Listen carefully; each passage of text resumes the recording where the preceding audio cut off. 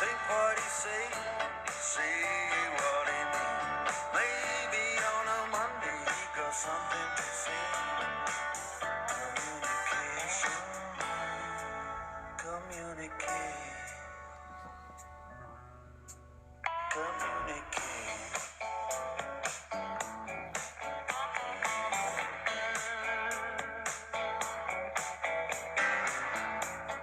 Bonjour à toutes et à tous, bienvenue dans notre émission de la communique. Bonjour Thierry Ross.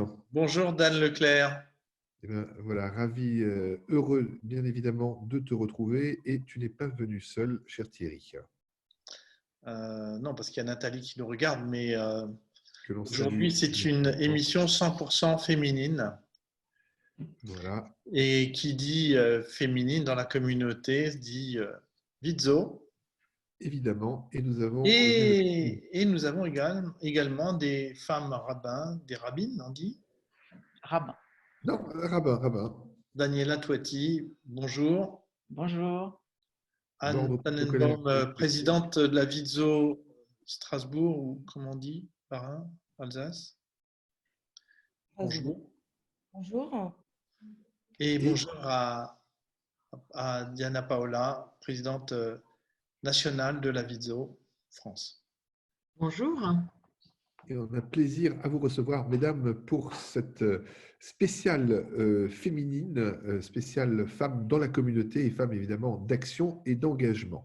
Alors, on a le plaisir de vous avoir toutes les trois. Je vais démarrer comme c'était prévu dans le programme par Diana Paola Lévy, présidente nationale de la Vizzo. Nous avons une question traditionnelle, Diana Paola, que nous posons à tous nos invités lors de la première rencontre dans la communique. Et cette question, eh bien, vous allez la découvrir, c'est qui êtes-vous et d'où venez-vous?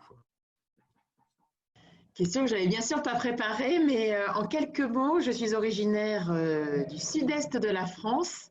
Et comme il y a le mot Est, j'aime le nord-est de la France et j'affectionne tout particulièrement Strasbourg. D'ailleurs, je dois dire que lors de ma campagne Vizzo, j'ai eu, grâce à notre présidente Vizzo Strasbourg et son équipe, un accueil remarquable. Voilà, donc j'ai toujours dit que je suis une Vizéenne et une Strasbourgeoise de cœur. Et qui je suis une femme engagée depuis 24 ans dans l'associatif et dans des causes qui me touchent. Ça peut être le cancer du sein, la polio plus, la génétique oculaire et l'égalité salariale, et aujourd'hui au sein de la Vizzo. Et en plus, je suis entrepreneur puisque chef d'entreprise d'une agence depuis 11 ans. Voilà un résumé. Et vizéenne dans l'âme, mais également de famille. Je suis la 4e lignée de Vizéenne et je suis moi-même adhérente depuis 17 ans à la Vizzo, peu active les premières années et bien plus aujourd'hui. Encore plus avec ce confinement, j'ajouterais. Qui évidemment n'arrange pas vraiment les choses, mais nous permet en tout cas de nous parler, ce qui était comme une bonne chose, et surtout de nous voir toutes et tous. Alors, Diana, vous n'êtes pas venue seule parce que votre équipe représentant sur Strasbourg, Anne Tannenbaum, est également avec nous. Bonjour Anne. Bonjour Dan.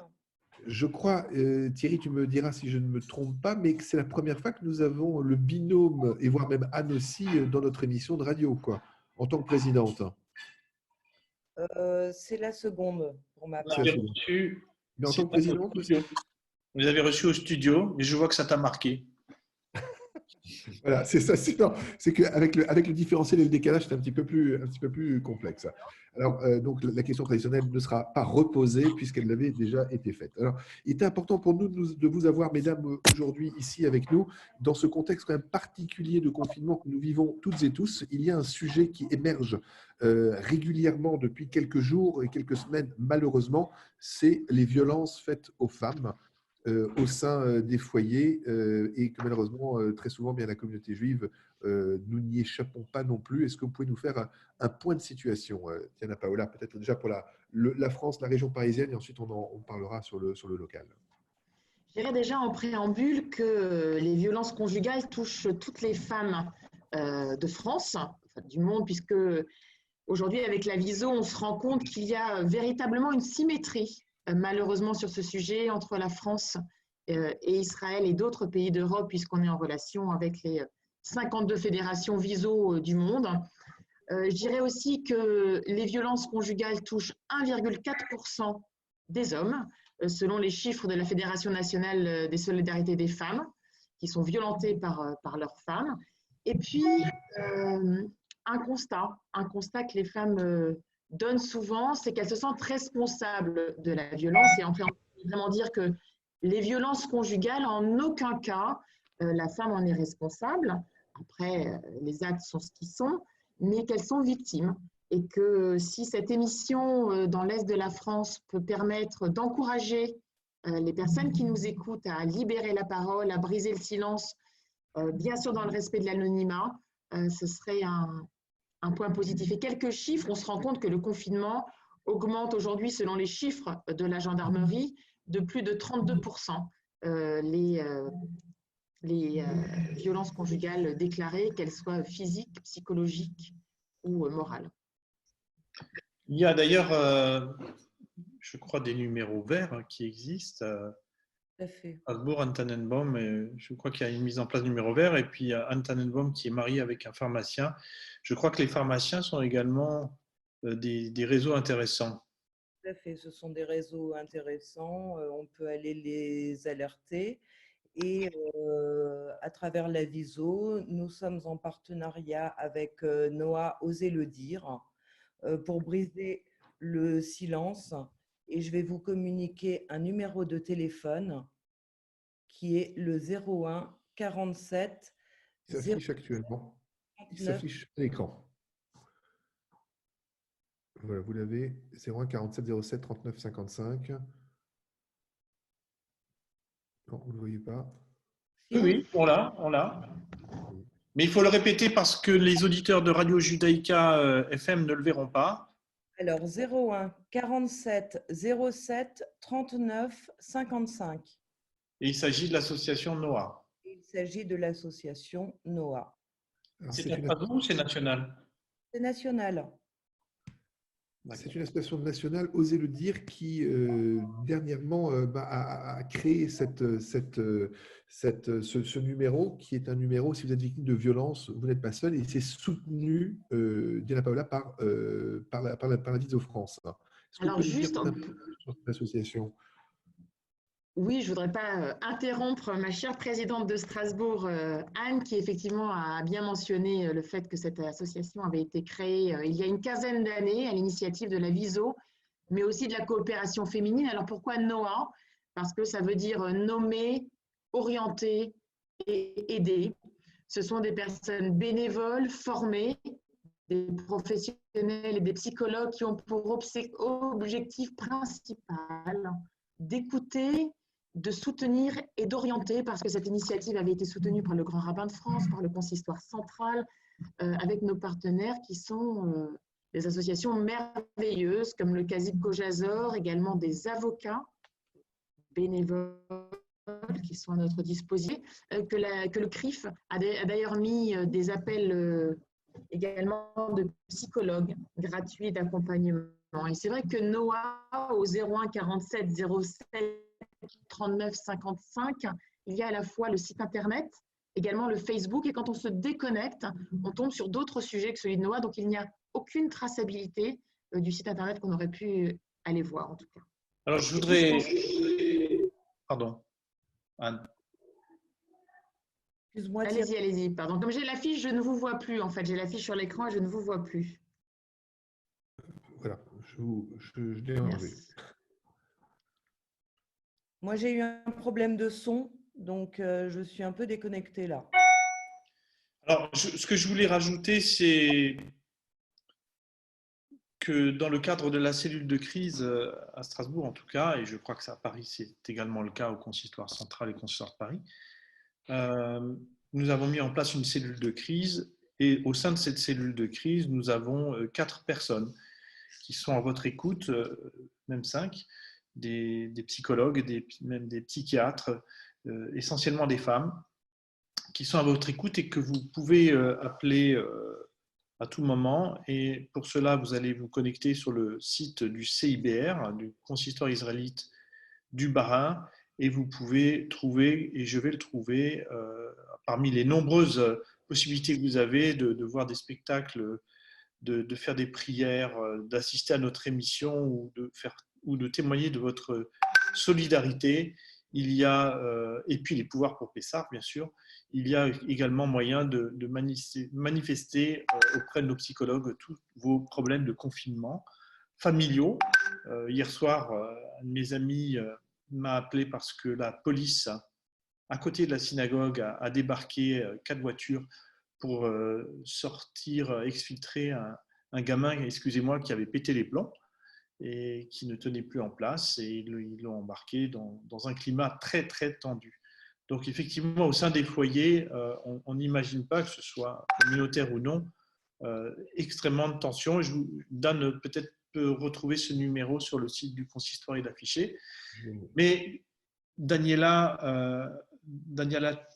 Toiti, on va reparler tout à l'heure de votre mission rabbinique, et vous vous présenterez. Mais avant ça, je pense que vous avez peut-être des choses à dire sur cette violence faite aux femmes, d'abord dans le cadre de votre fonction pastorale et aussi dans le cadre de votre condition tout simplement de femme.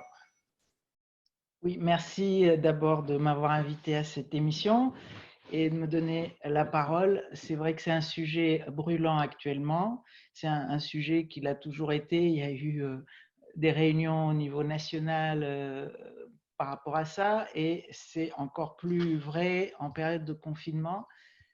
Et on est vraiment en première ligne pour écouter ce type de problème en tant que rabbin.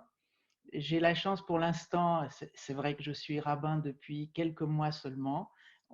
Je n'ai pas eu d'appel où des femmes avaient à se plaindre de leur mari, ou enfin, en tout cas, qui avaient des problèmes dans leur foyer.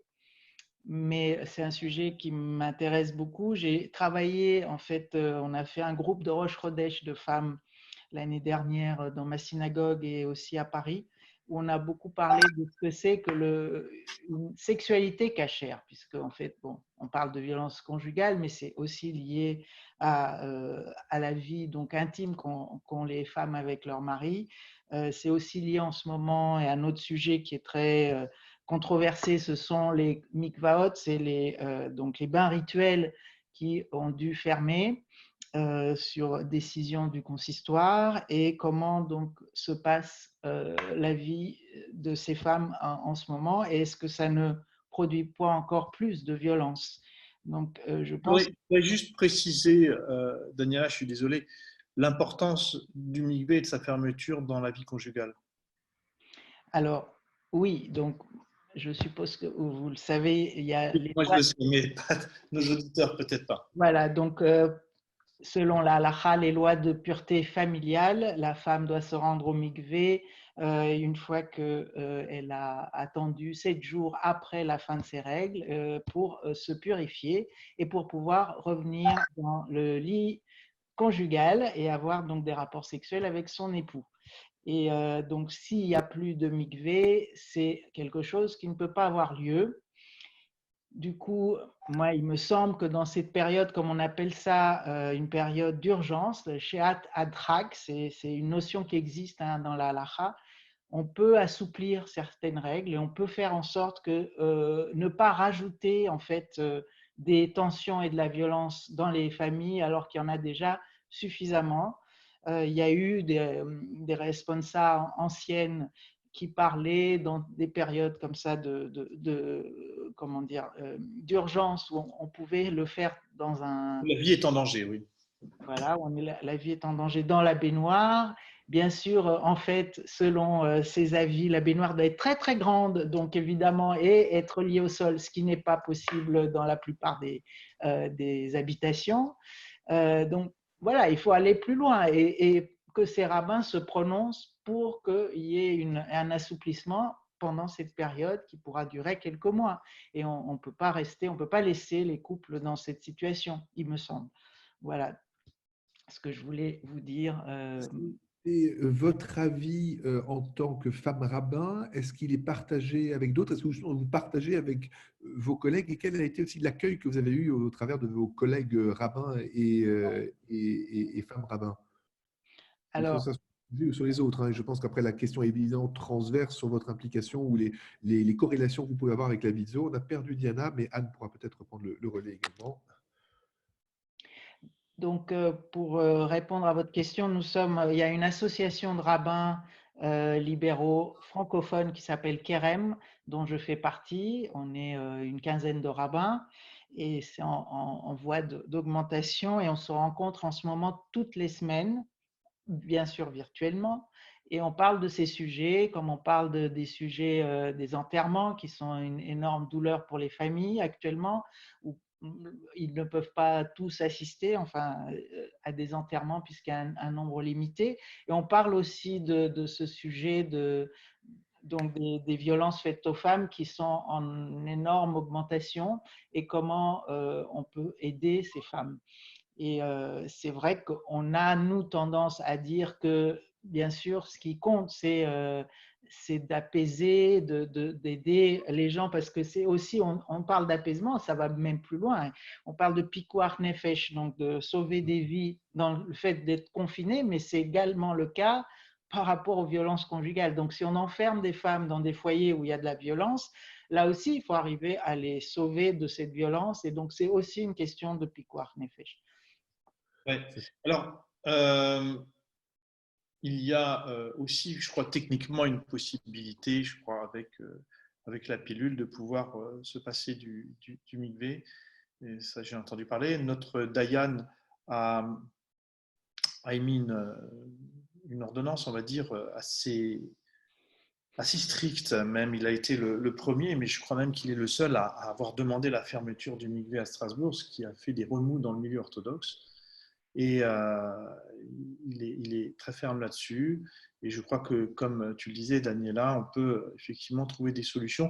À Lyon, vous avez le Rhône, nous avons le Rhin. Pourquoi pas? En attendant, je crois qu'il faut faire nécessité fait loi, comme on dit, et qu'il faut faire avec.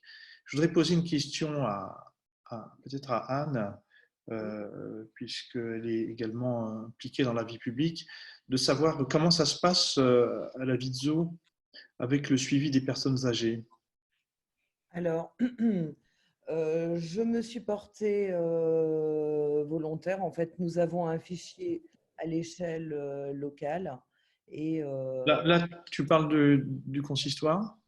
je parle et du Oui. consistoire et à la Viso également, bien Et à la évidemment.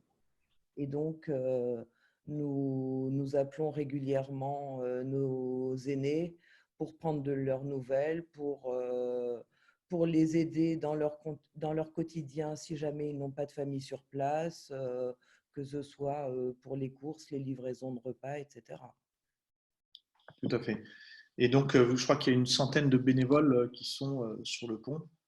Une chaîne téléphonique très bien faite d'ailleurs. Et les rabbins sont également très actifs. Je pense que Daniela, auprès de sa communauté, doit être également très bienveillante. Dan Leclerc. Alors, il y a évidemment toute cette notion de bienveillance, d'accompagnement de la Vitzo, de vous, Madame le rabbin, je précise. Comment est-ce que vous envisagez justement cette suite? On ne sait pas trop, en fait, personne ne sait ce qui va se passer, personne ne sait exactement comment tout ça va évoluer. Votre arrivée, Madame le rabbin, Daniela Touati, dans votre communauté nouvellement ou fraîchement, comment elle a été accueillie et comment est-ce que vous la voyez progresser dans ce futur tellement incertain? Oui, c'est vrai que malheureusement, on aurait besoin de prophètes pour nous aider un peu à y voir plus clair pour l'avenir. C'est vrai que je suis arrivée en septembre dans cette synagogue qui s'appelle Kérénor à Lyon. C'est une synagogue dont j'ai été en fait présidente auparavant, donc laïque, que je connais depuis 20 ans, plus de 20 ans. Et il en est de même pour les membres, puisqu'ils me connaissent, même s'il y a toujours des nouveaux qui arrivent. Vous avez été membre de la synagogue avant, Oui, et président. et présidente, et vous officiez, vous faisiez déjà des sermons Non, non, évoluait en tant que présidente, j'avais un rôle administratif d'organisation président. de la vie de la communauté. Par contre, je recevais, par exemple, les personnes en demande de conversion, je recevais les couples qui allaient se marier, pour les bar mitzvahs, mais après, je passais la main, on avait un rabbin, ou alors on avait au moins un rabbin itinérant qui venaient. Il y a déjà, ça fait 5 ans qu'on a quand même un rabbin à temps partiel ou à temps plein dans notre synagogue. Et on a mis en place depuis le 16 mars, on a mis en place nous aussi une chaîne téléphonique, on a mis en place des offices en ligne, des cours en ligne. En fait, tout a été basculé en ligne, y compris le Talmud Torah pour les enfants le dimanche matin. Et c'est très, très bien apprécié par nos membres parce que ça permet de garder le lien et de continuer quand même à fonctionner. Il y a un énorme plaisir quand on fait un office le vendredi soir. J'entends des personnes, même si normalement elles doivent écouter et on éteint leur micro. Il y a des moments d'abord pour le Kaddish où on le dit ensemble et ils ressentent tellement ce besoin de lien qu'ils commencent un petit peu à se parler, à poser des questions.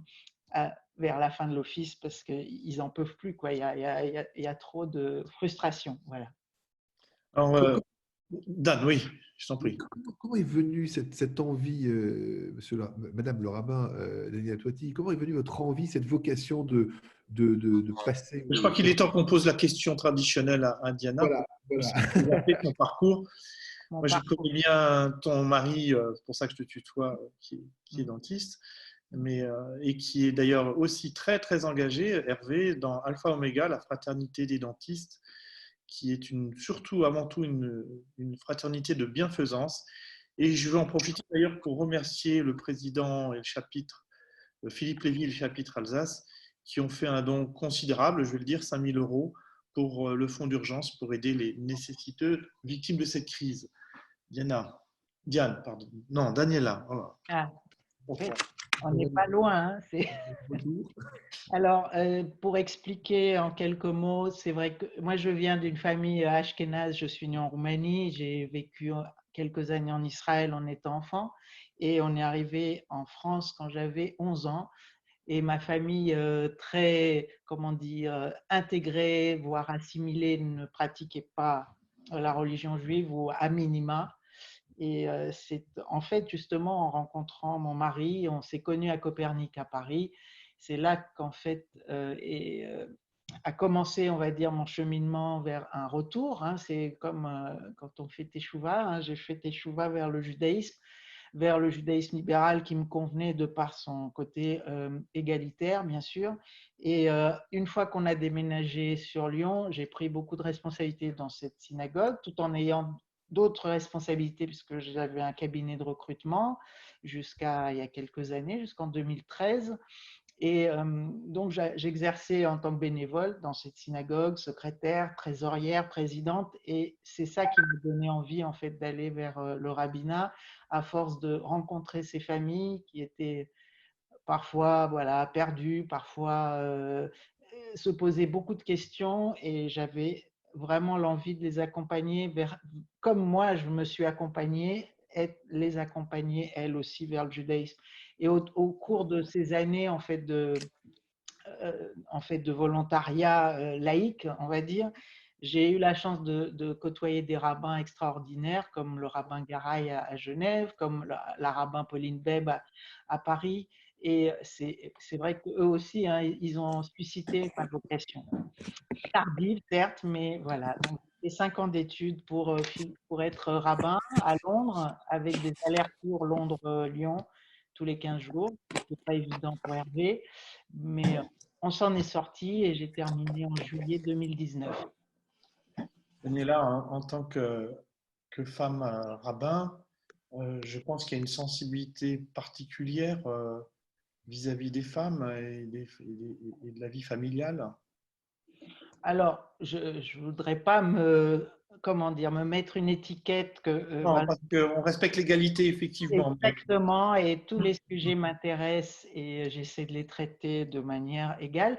Mais il est vrai que là, par rapport, par exemple, aux parents du Talmud Torah, j'ai lancé un cours sur la parentalité en utilisant les textes de la Bible et du Talmud.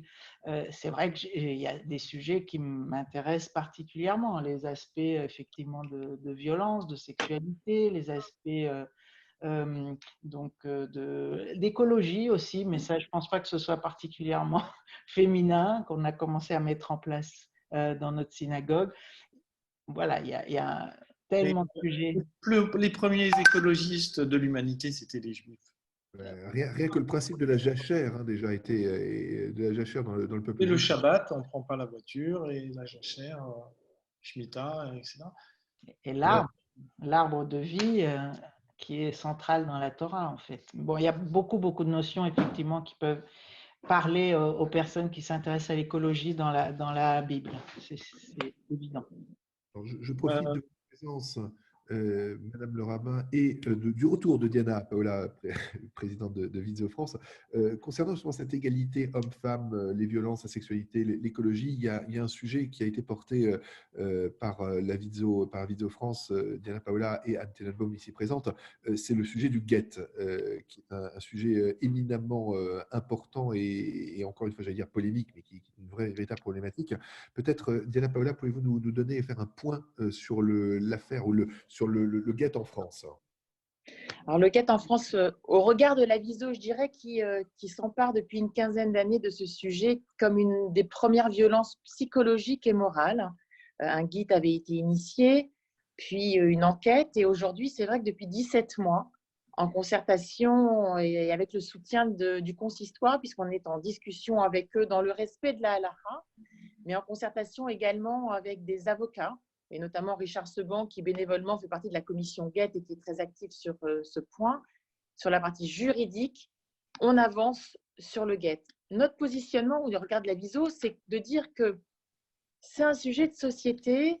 On voit bien que les sédarim de Pessar s'inscrivent dans une modernité ou pas. Je pense que les hommes et les femmes doivent être vigilants sur les incidences de laisser ces femmes en attente de leur guet trop de temps. Ça représente des souffrances puissantes, et puis ça éclabousse des familles. Au-delà des enfants Memzer, donc des enfants qui seraient considérés comme hors mariage. Donc on avance dans les discussions, on a fait une première lettre ouverte, on a eu la chance d'avoir 82 hommes signataires qui nous ont soutenus. Et aujourd'hui, dans le respect de la halakha et aux côtés du consistoire, de la commission médiation en France, et puis de nos commissions également en province, puisqu'on ouvre une commission à Marseille et à Lyon pour soutenir les actions du guet, puisque des femmes à Gounod, il y en a dans toute la France. Il y a aussi des hommes qui sont pénalisés sur des femmes qui n'acceptent pas leur guet. Je sens, Thierry, que tu as envie d'intervenir. On en avait parlé effectivement ensemble suite à une lettre ouverte que tu avais faite dans la presse et qui, en fait, a peut-être interpellé les autorités du consistoire, les autorités reconnues en tout cas, et que ça a permis de faire avancer les choses, je crois. Je crois que ça a permis deux choses. D'abord, de faire savoir ce que le consistoire fait déjà, parce qu'ils n'ont pas attendu que la Viso fasse cette lettre ouverte pour avancer. On se rend compte que la commission médiation, qu'on n'a pas eu encore de réunion avec la commission médiation au regard des événements qui sont ce qu'ils sont.